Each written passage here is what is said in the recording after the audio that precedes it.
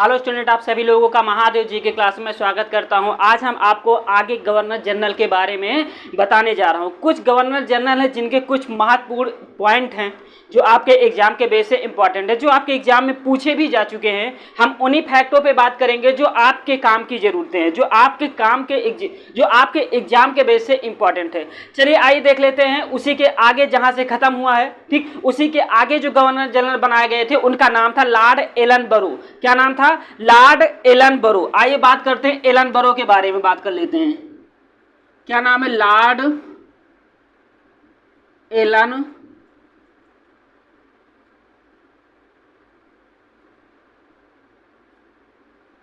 Elon बरो।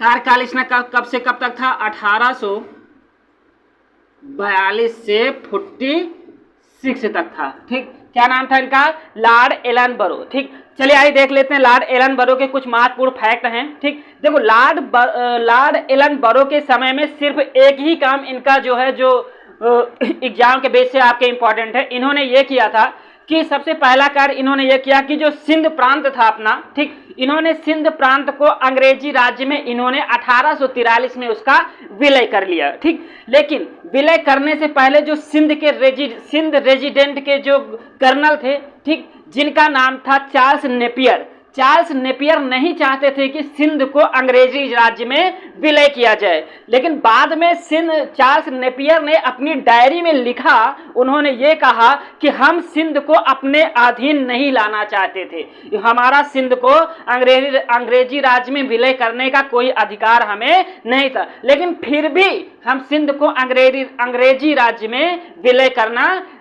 करना हमारा एक दृढ़ संकल्प हो गया था। उनका यह भी मानना था कि जिस तरीके से सिंध से ना ही कोई हमें लाभ मिल रहा था, ना ही वो हमारे किसी काम का उपयोगी था, फिर भी हम मानवतापूर्ण एक नीचता का काम करने, सिंध को विलय करके अंग्रेजी राज्य में मिलाने का कार्य, हम एक नीचता भरा पूर्ण कार्य करने के लिए हम बाध्य हो गए थे। ठीक, तो आइए बात कर लेते हैं कुछ इन्हीं का। इनका एक ही कार्य है, पहला कार्य है सिंध का विलय।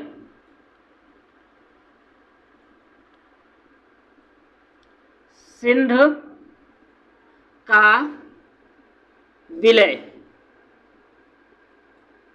ठीक, बात करते हैं इसके सिंध के विलय में। ठीक, सिंध रेजिडेंट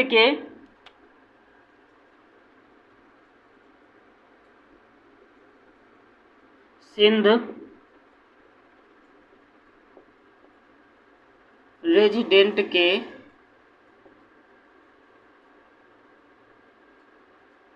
चार्ल्स नेपियर, क्या नाम था इनका? चार्ल्स नेपियर ने अपनी डायरी में लिखा,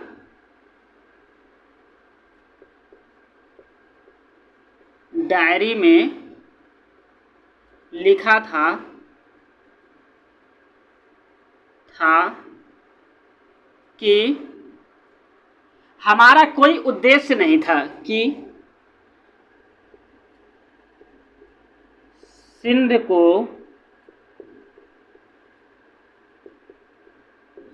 अंग्रेजी राज्य में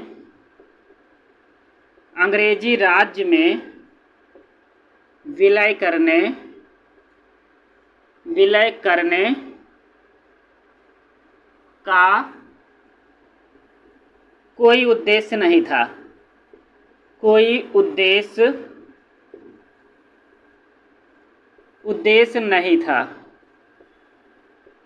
फिर भी हम 1843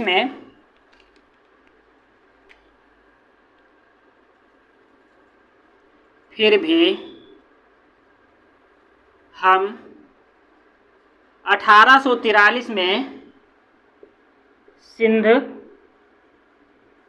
का विलय किया। ये एक नीचता भरा कार्य था।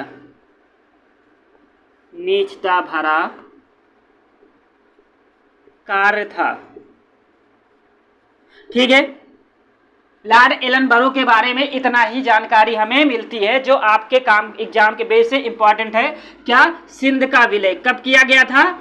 1843 में। ठीक, जिम्मेदारी किसको सौंपी गई थी सिंध को विलय करने का? गवर्नर जनरल उस समय लॉर्ड एलन बरो के समय में चार्ल्स नेपियर को जिम्मेदारी सौंपी गई थी कि सिंध को अंग्रेजी प्रांत में सम्मिलित कर लिया जाए। ठीक, यही इनका एक काम जो आपके एग्जाम के बेस से इंपॉर्टेंट है। लॉर्ड एलन बरो के समय में सिंध का विलय किया गया था अंग्रेजी राज्य में। बस आपके एग्जाम के बेस से यही पॉइंट इंपॉर्टेंट है। चलिए आइए देख लेते हैं और आगे इनके आगे कौन से गवर्नर जनरल बनाए जाते हैं। इनके अगला जो गवर्नर जनरल बनाकर भेजा जाता है उनका नाम था लॉर्ड हार्डिंग।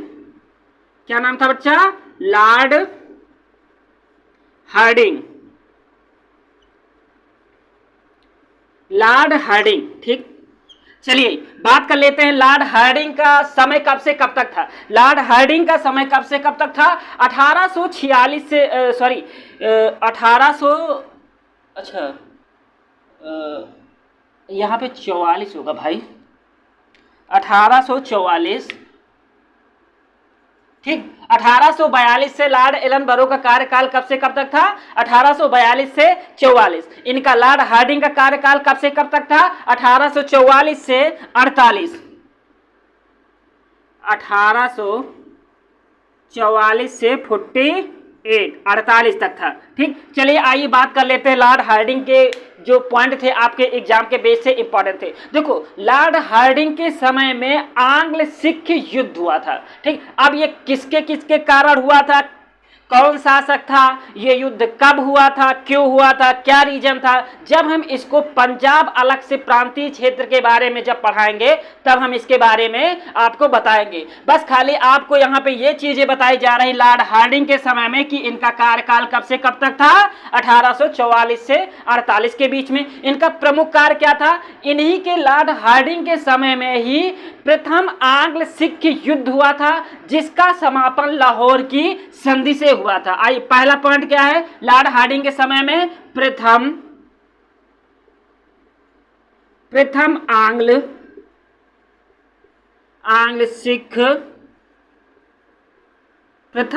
सिख युद्ध हुआ था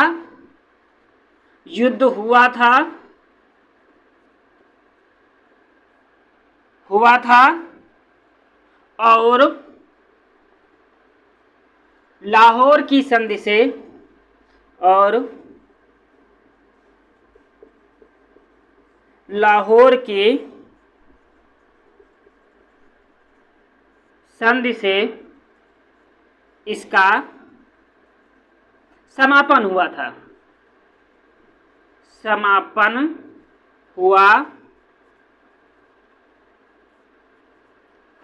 ठीक है, ये लॉर्ड हार्डिंग के शासनकाल में, ठीक, ये इनका एक प्रमुख कार्य हुआ था।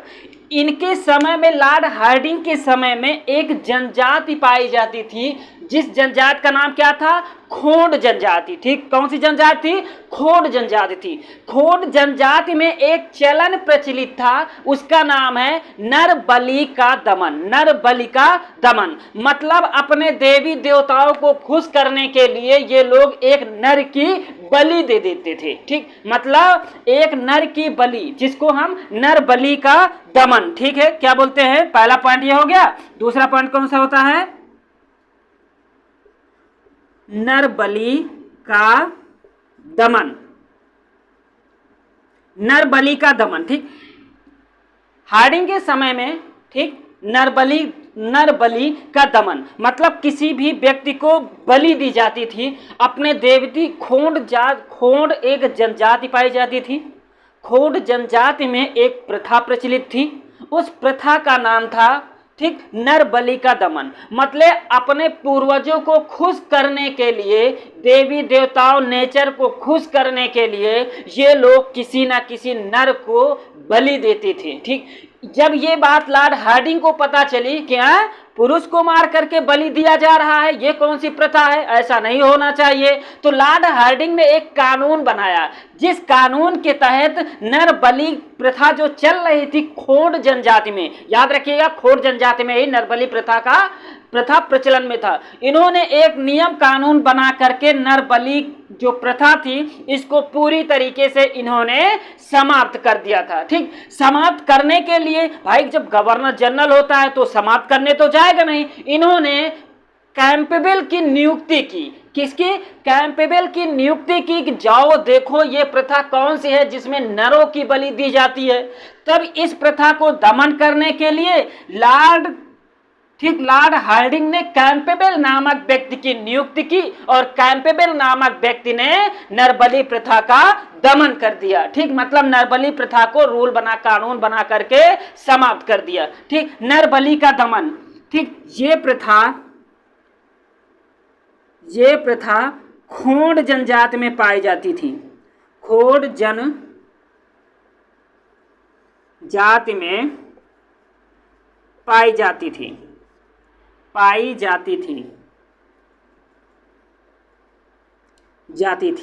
ठीक, लॉर्ड हार्डिंग ने कैंपेबल नामक व्यक्ति को भेजकर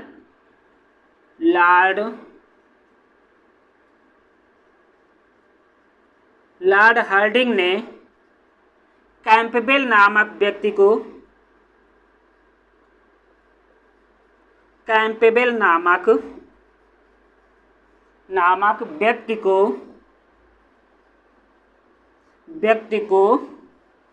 भेजकर ठीक इस पर प्रतिबंध लगा दिया।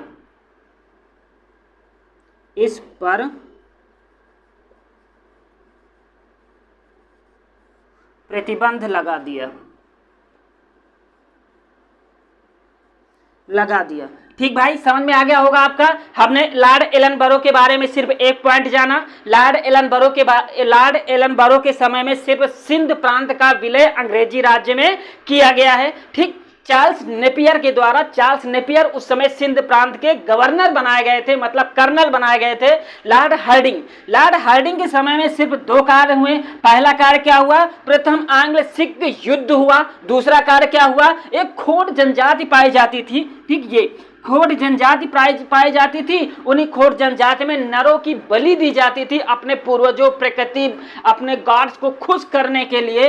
ये प्रथा खोंड जनजाति में प्रचलित थी। जब ये जानकारी गवर्नर जनरल लॉर्ड हार्डिंग को पता चला तो हार्डिंग को बड़ा दुख हुआ कि यार ये कौन सी कैसी परंपरा है जहां पे नरों की बलि दी जाती है। तब इन्होंने अपने एक अधिकारी जिसका नाम था कैंपेबल नामक व्यक्ति की इन्होंने नियुक्ति की और कहा कि जाओ वहां देखो, समझो ये कौन सी प्रथा है जो मनुष्यों की बलि दी जा रही है।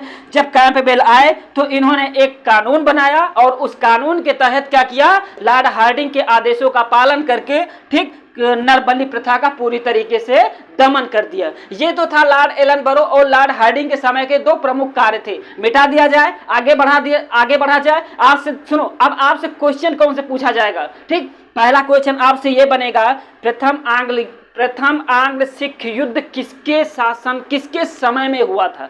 या पूछा जाएगा प्रथम आंग्ल सिख युद्ध किस गवर्नर जनरल के समय में हुआ था? ठीक, चलिए कब हुआ था? लॉर्ड हार्डिंग के समय में हुआ था। दूसरा आपसे क्वेश्चन ये पूछा जाएगा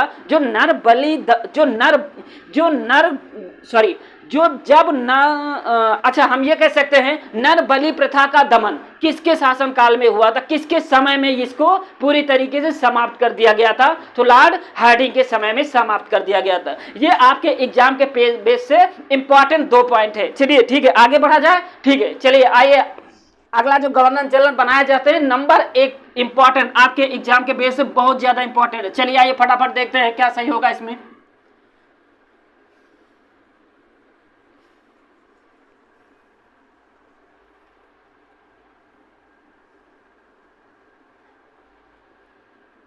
चलिए बात करते हैं अगले गवर्नर जनरल के बारे में।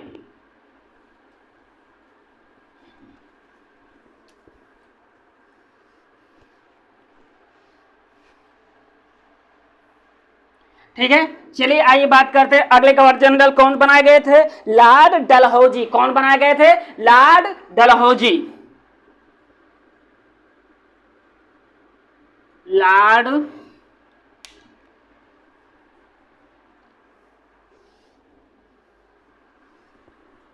जब साफ पानी रहता है तो सही से चलता नहीं इस पे भाई। चलिए, लॉर्ड डलहौजी, क्या नाम था उनका? लॉर्ड डलहौजी। इनका कार्यकाल कब से कब तक था? 1848 से 56 तक था इनका कार्यकाल। अच्छा, लॉर्ड डलहौजी से आपके एग्जाम में बहुत सारे क्वेश्चन पूछे जाते हैं। अच्छा, पूछे क्यों ना जाए, क्योंकि सबसे ज़्यादा काम भी इन्होंने सार्वजनिक किया है, सामाजिकता के लिए कार्य भी किया है। चलिए आइए बात कर लेते हैं। लॉर्ड डलहौजी ने सबसे पहले आकर के जब इन्होंने ब्रिटिश ईस्ट इंडिया कंपनी के क्षेत्रों को जब देखा, जो अंग्रेजी राज्य थे, तो इन्होंने ये देखा कि जो राज्य, ठीक, इसके अंग्रेजी राज्य, ठीक, अंग्रेजी राज्य का मतलब ये होता है कि जो राज्य जिस पे पूरी तरीके से अंग्रेजों का, ठीक, अंग्रेजों की पकड़ बन गई, अंग्रेजों के अधीनता को स्वीकार कर लिया हो। जब इसने देखा कि अच्छा हमारे राज्य के बगल में ये भी राज्य है, अच्छा इसी को भी अपने राज्य में मिलाओ, क्योंकि जब ये अपने राज्य में आ जाएगा तो हमारे जो अंग्रेजी राज्य हैं उस पर हमले नहीं होंगे कभी। तो इसने सबसे पहले आकर के यहाँ पे सिक्किम, ठीक, सिक्किम को 1850 में और 1852 में, ठीक, पंजाब क्षेत्र। अब ये सोचो, एक इधर राज्य एक इधर राज्य, बीच में तो अंग्रेजी राज्य पहले से इसने कवर कर लिए थे। अंग्रेजी राज्य के बगल में जो राज्य थे, सबसे पहले इसने उन राज्यों पे प्रहार किया। इसने क्या किया कि सिक्किम को, ठीक है, अंग्रेजी राज्य में विलय किया, ठीक, किसका 1850 में सिक्किम को,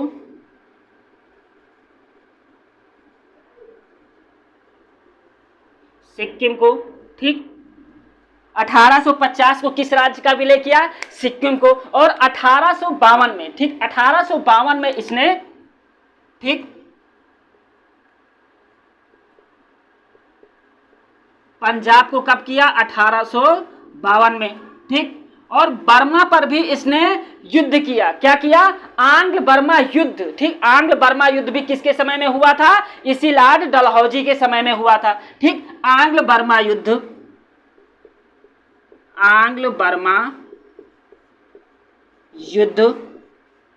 ठीक, 1852 में बर्मा का कुछ क्षेत्र जिसका नाम आता, बर्मा का पूरा बर्मा तो इसने कब्जा किया नहीं। इसने एक पीगू नामक स्थान था और एक लोअर बर्मा के नाम से जाना जाता था, ठीक है। लोअर बर्मा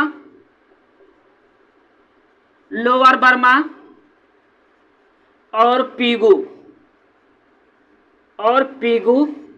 को अपने कब्जे में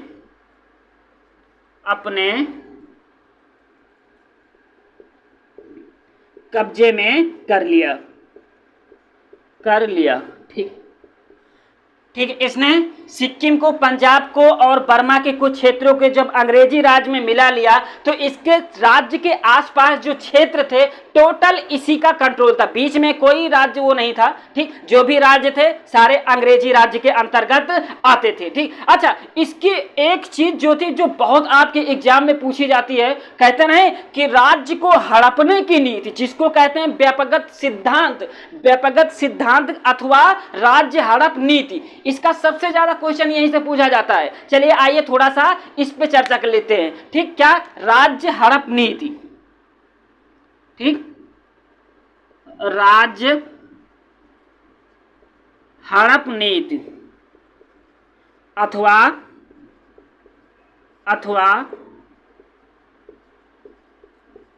व्यापकगत सिद्धांत, ये आपके एग्जाम के बेस से इंपॉर्टेंट है। ये क्वेश्चन इसमें से पूछा जाता है कि लॉर्ड डलहौजी के समय में राज्य को हड़पने की नीति किसके समय में प्रचलन किया गया था, किसके समय में इसका उदय हुआ था। राज्य को हड़पने की नीति सबसे पहले लॉर्ड डलहौजी ने लगाया था, वो किया था। और आपको व्यापकगत सिद्धांत, इसी को राज्य हड़प नीति को ही व्यापकगत सिद्धांत कहा जाता है। चलिए आइए बात कर लेते हैं इसी व्यापकगत सिद्धांत के अंतर्गत। देखो, इसने भारतीय राज्यों को 3 भागों में बांट दिया, ठीक। जो भारतीय राज्य बचे हुए थे जिन पे अंग्रेजों का कोई कब्जा नहीं था, इसने तीन प्रांतों में इसको, 3 भागों में इसको बांटा। पहला भाग, उस पहले भाग में इसने उन राज्यों को रखा जो पूरी तरीके से स्वतंत्र थे, ना किसी को कर देते थे, ना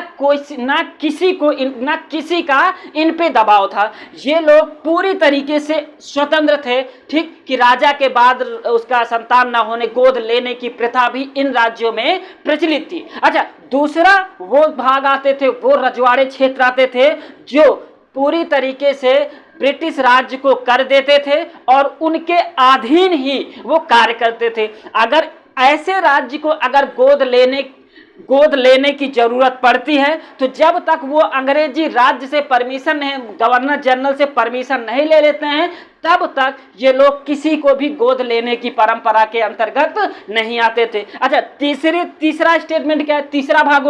तीसरा भागों का मतलब ये होता है कि जो पूरी तरीके से अंग्रेजों के कंट्रोल में हो, इन्हें तो अधिकार ही नहीं था गोद लेने का, ठीक, इन्हें अधिकार नहीं था गोद लेने का, ठीक। इसी के तहत इसने अंग्रेजी राज्य में अदर राज्यों को मिलाना, अदर रजवाड़े क्षेत्रों को मिलाना शुरू कर दिया। आइए बात कर लेते हैं। आप लोग तो समझ गए होंगे कि इसने सबसे पहले आकर के भारतीय राज्यों को 3 भागों में बांट दिया। तीनों भागों में जब पूरी तरीके से बांट दिया, बांटने के बाद तोड़ मड़ोड़ करके फिर इसने राज्यों को हड़पना स्टार्ट कर दिया। आइए उसी में से देखते हैं कौन कौन से इसने राज्यों को हड़पे थे। आप लोग एक फार्मूला याद रख लीजिएगा जिसका नाम है सजय बहु झनकत। क्या? सजय बहु राज्य हड़पा गया, ठीक। क्या नाम था उसका? आइए ट्रिक देख लेते हैं, ठीक। सजय बहु झनकत, सजय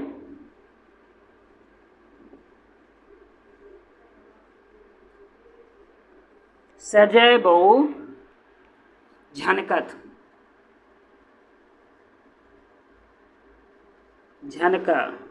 ठीक। चलिए, ये हमारा ट्रिक है, ठीक, कि राज्य को हड़पना। अच्छा, क्वेश्चन ये पूछा जाएगा इसमें कि किसको पहले हड़पा, किसको बाद में हड़पा, किसको बीच में हड़पा। तो आपको सीरियल याद रखना है, सजय बहु झनकत, ठीक। आइए, सा से क्या हो गया? चलिए, सा से क्या हो गया? सतारा। क्या हो गया? सतारा को कब हड़पा था इसने? 1848 में। कब? 1848 में, ठीक। अब आ जाइए, ठीक। अब आइए जैतपुर। किसकी बात आती है? जैतपुर, ठीक। जैतपुर को इसने कब हड़पा? ठीक है, जैतपुर और संभल, इन 2 क्षेत्रों को इसने 1849 में इनको हड़पा। बा से क्या होता है? बा से बघाट होता है। क्या होता है? बा से बघाट। बघाट को इसने कब हड़पा? 1852 में। कब हड़पा? बघाट 49 हो गया, ठीक है, 50 हो गया, ठीक। 1850 में। कब? 1850। उसे क्या हो गया? उसे उदयपुर। क्या हो गया? उसे उदयपुर, ठीक है, उसे उदयपुर।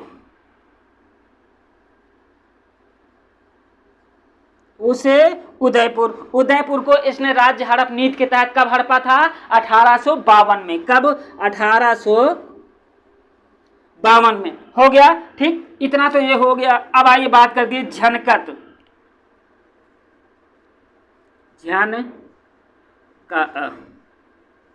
ठीक। झा से क्या हो गया? झांसी, ठीक। ना से नागपुर, का से करौली, ठीक। आ से अवध,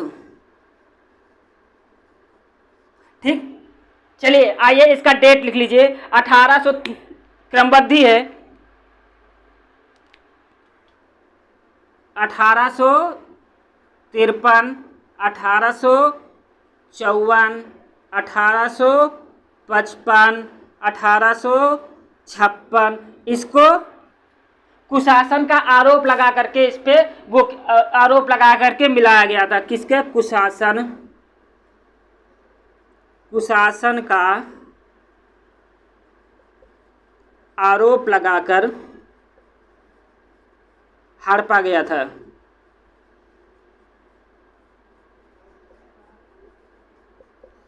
ठीक है, हड़पा गया था। हो गया।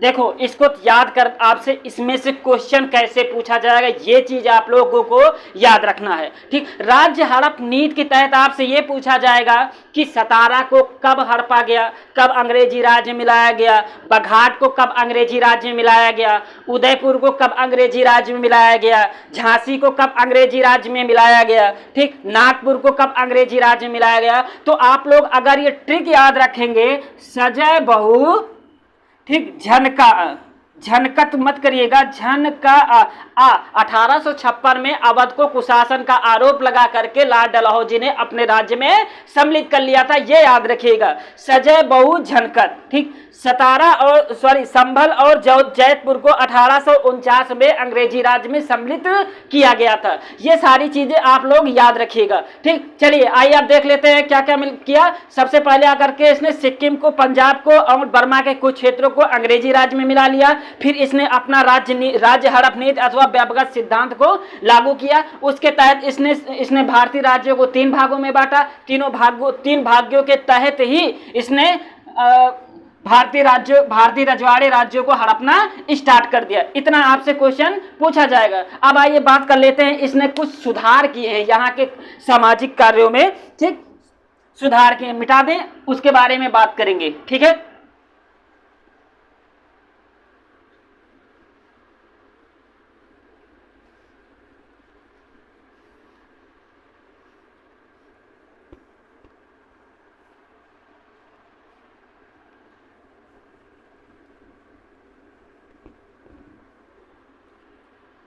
चलिए आइए कुछ इसके सामाजिक सुधार के बारे में पॉइंट टू पॉइंट बात करेंगे। ठीक है, देखो अगर लेक्चर देंगे तो बड़ा लंबा चला जाएगा। डलहौजी के बारे में ही पढ़ाएंगे तो एक ही गवर्नर जनरल हो ही पाएगा। तो आपको पढ़ना है स्वतंत्रता तक, गवर्नर जनरल के बारे में देखना है। इसीलिए इस टॉपिक को जल्दी से ख़त्म करके स्वतंत्रता संग्राम स्टार्ट किया जाएगा। ठीक है, उसमें और मज़ा आएगा। चलिए आइए देखते हैं इसके प्रमुख सुधार। ठीक है, क्या है? डलहौजी के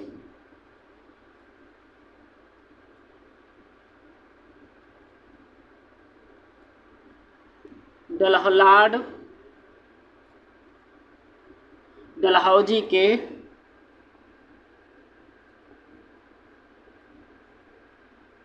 प्रमुख सुधार। हाँ, इसी में मिलेगा भाई, इसी में मिलेगा।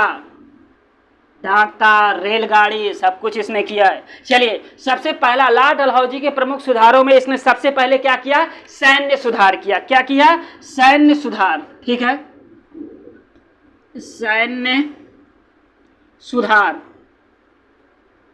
ठीक, चलिए आइए बात करते हैं सैन्य सुधार। सैन्य सुधार के तहत सबसे पहले इसने ये सोचा कि अगर हमें भारतीय राज्यों को अपने क्षेत्र में मिलाना है तो हमें सेना को सबसे उच्चतर श्रेणी पे रखना पड़ेगा। इसने सेना के लिए नए नए कानून बनाए जिसके तहत इसके सैन्य बल में आगे शक्ति आई और उसी के तहत इसने अपने सैन्य बल को सुधार करके आगे यहाँ के राज्यों में हस्तक्षेप करना स्टार्ट कर दिया। सबसे पहले इसने ये भी किया कि जो कलकत्ता में तोपखाना का जो कार्यालय था उसने उसको स्थानांतरित करके उसे मेरठ में उसको स्थापित कर दिया। क्या किया? पहला कार्य।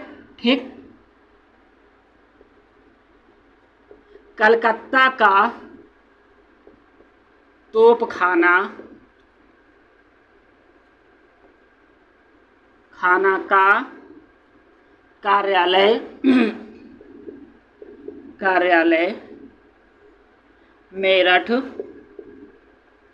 मेरठ में स्थानांतरित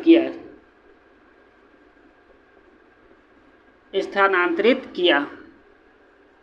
ठीक, यह तो था इसके सैन्य सुधार के बारे में। और इसने सैन्य सुधार में क्या किया, जो सेना का मुख्यालय, सेना का जो मुख्यालय था, ठीक, और सेना का मुख्यालय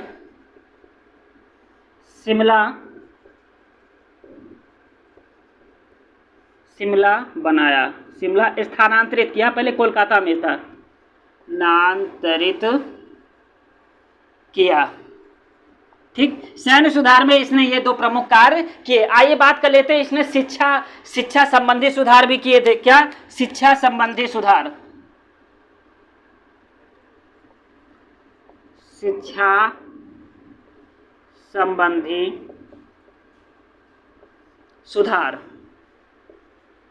ठीक, चलिए आइए बात कर लेते हैं इसके। देखो, डलहौजी ये सोचता था कि सभी लोगों को अंग्रेजी माध्यम में शिक्षा दिया जाए, लेकिन अंग्रेजी माध्यम में ज़्यादा लोगों के समझ में नहीं आता था। तब इसने क्या किया कि पहले यहाँ के क्षेत्रीय भाषा में लोगों को शिक्षित किया जाए। जब क्षेत्रीय भाषा में लोग शिक्षित हो जाएंगे तो धीरे धीरे अपने आप उनको हम अंग्रेजी माध्यम का बना लेंगे।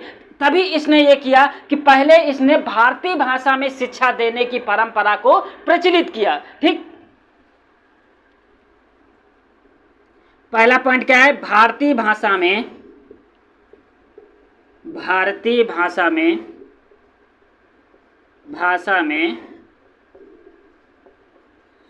शिक्षा का माध्यम बनाया।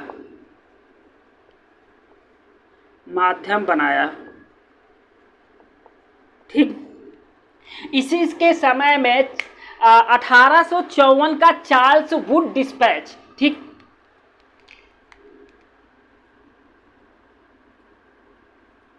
का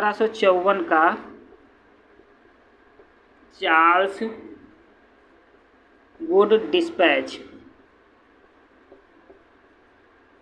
ठीक, इसका मतलब क्या होता है? इसका मतलब ये होता है कि जो एजुकेशन का जो माध्यम था, जो एजुकेशन जो विश्वविद्यालय स्तर पर था, इसी के तहत इसने क्या किया कि इसी के तहत विश्वविद्यालयी शिक्षा संबंधित इसको पारित करवाया गया। 1854 में चार्ल्स वुड डिस्पैच जो विश्वविद्यालय स्तर पर जो एजुकेशन था, इसी के समय में पारित किया गया। क्वेश्चन पूछा जाएगा, 1854 का चार्ल्स वुड डिस्पैच किससे संबंधित था? विश्वविद्यालय से संबंधित था। 1854 का चार्ल्स वुड डिस्पैच किसके समय में पारित किया गया था? लॉर्ड डलहौजी के समय में पारित किया गया था। इसका मानक क्या था? विश्वविद्यालय स्तर को खोलना, विश्वविद्यालय बहुत सारी संख्या, ज़्यादा से ज़्यादा क्षेत्रों में विश्वविद्यालय को स्थापित करना, और इसी 1854 के चार्ल्स वुड डिस्पैच के तहत इसको सही तरीके सुचारू रूप से चलाना। ठीक, तो 1854 का 1800 चार्ल्स वुड डिस्पैच किससे संबंधित था?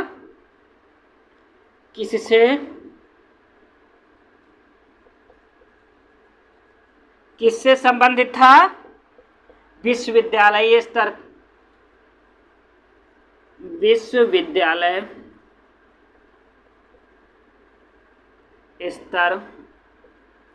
की शिक्षा से संबंधित था।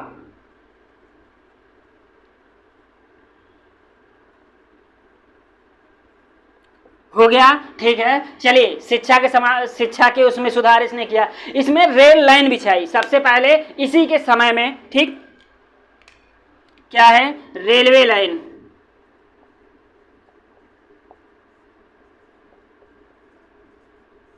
बात कर लेते हैं लॉर्ड डलहौजी को रेलवे लाइन बिछाने की जरूरत क्यों पड़ी। देखो, हर आदमी जब किसी न किसी क्षेत्र में बिजनेस व्यापार किसी के ऊपर कुछ करने के लिए उतरता है तो सबसे पहले उसने अपने ज़रूरतों के हिसाब से अपना खाका तैयार करता है। इसको ये लगा कि अगर हम रेलवे लाइन बिछा करके रेलवे का चलन अगर भारत में कर देंगे तो हमारा जो सामान है एक स्थान से भारी मात्रा में दूसरे स्थान पर हम सही तरीके से पहुंचा देंगे। ठीक, मतलब हमारे सैनिक कहीं पे विद्रोह होता है तो हमारे हमारे जो सैनिक हैं ये सही समय पर वहां पहुंच करके रेलवे विभाग, रेल की तरफ से, ठीक, रेलवे से सही तरीके से वहां पे अपने कार्यों का अंजाम दे सकते हैं। हमारा जो आयात निर्यात का जो सिस्टम है ये सुचारू रूप से रेलवे विभाग की तरफ से चलना स्टार्ट हो जाएगा। मतलब लॉर्ड डलहौजी ने रेलवे लाइन बिछाई क्यों? अपने स्वार्थ के लिए, अपने कार्यों को आगे बढ़ाने के लिए, अपने व्यापार को सुचारू रूप से सही समय पर सही तरीके से सही जगह पर पहुंचाने के लिए लॉर्ड डलहौजी ने रेलवे लाइन को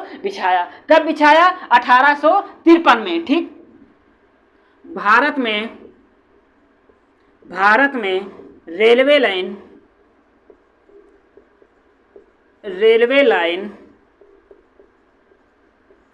1853 में पहली बार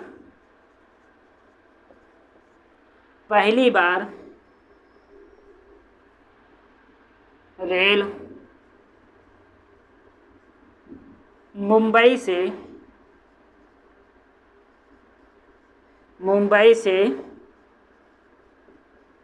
थाने के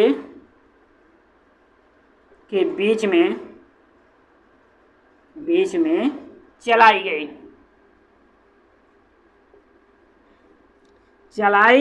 कहां से कहां? पहली बार रेलवे कहां से कहां तक चलाई गई? ठीक, पहली बार रेलगाड़ी कहां से कहां तक चलाई गई? पहली बार रेलवे लाइन बिछाई गई मुंबई से ठाणे तक के बीच में। ठीक है, अब अच्छा, ये तो पुराना क्वेश्चन हो गया, आपके एग्जाम से ये क्वेश्चन अब काफी ठीक, आपके एग्जाम के बेस से अब पुराने क्वेश्चन पूछे जाने लगे।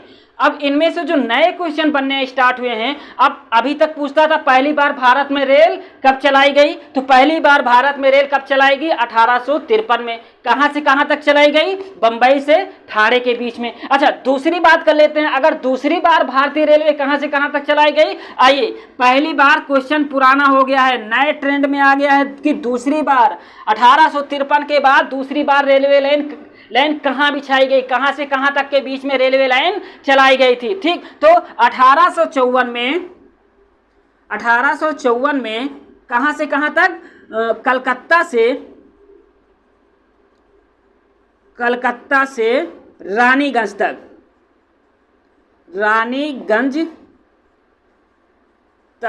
रेल चलाई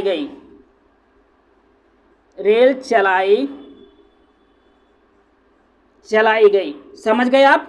ठीक है, ये क्वेश्चन नया हो गया है, वो पहला वाला पुराना हो गया है। ठीक है, इतना हो गया। इसने क्या, डलहौजी के प्रमुख कार्य, सैन्य सुधार किया, इसने शिक्षा संबंधी सुधार किया। रेलवे लाइन, भारत में पहली बार रेलवे लाइन किसने बिछवाई? लॉर्ड डलहौजी ने। कहां से कहां तक भारत में पहली बार रेल चला? मुंबई से ठाणे तक। कब चला? 1853 में। दूसरी बार इसने रेलवे लाइन कहां बिछवाई? कलकत्ता से रानीगंज के बीच में। ठीक, कलकत्ता से रानीगंज के बीच में कब बिछाई गई? 1854 में। दूसरी बार रेल कहां से कहां तक चली? कलकत्ता से रानीगंज के बीच में दूसरी बार रेल चली। आइए बात कर लेते हैं इसके अगले स्टेप के बारे में। ठीक है, चलिए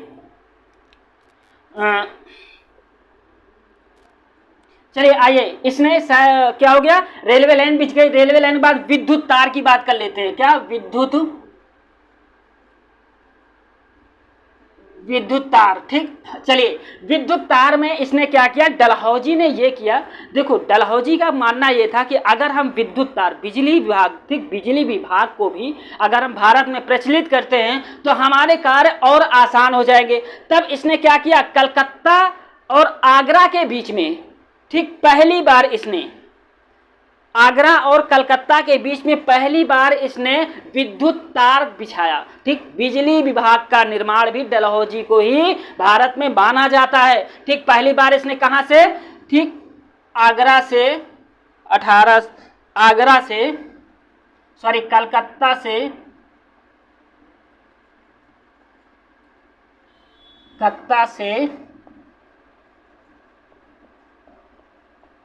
कलकत्ता से आगरा के बीच में, कलकत्ता से आगरा के बीच में पहली बार इसने विद्युत तार, ठीक, बिछाई। ये आपसे क्वेश्चन पूछा जाएगा कि लॉर्ड डलहौजी ने पहली बार विद्युत तार कहां से कहां तक बिछाई थी? कलकत्ता से लेकर के आगरा तक। इसमें भी उसका प्रमुख कार्य था, ज्यादा वार नहीं करेंगे। ठीक, क्योंकि ज्यादा समय, ज्यादा लंबा वीडियो चला जाएगा, इसके बहुत सारे कार्य हैं। आइए अगला कार्य की बात कर लेते हैं। इसने डाक सुधार किया, डाक विभाग में भी इसने सुधार किया।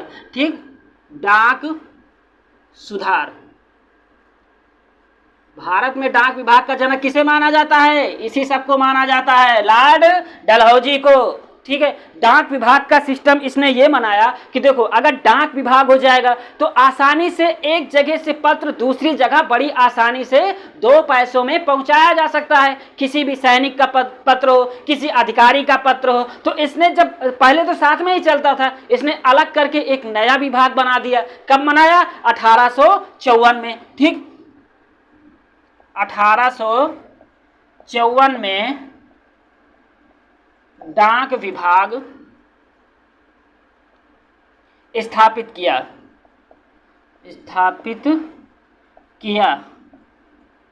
और 2 पैसों में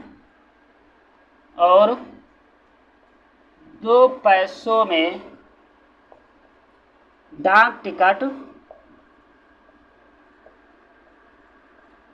भेजा जा सकता था, भेजा जा सकता था। ये हो गया, डाक सुधार हो गया। आइए बात कर ले डाक सुधार के बाद इसने क्या किया?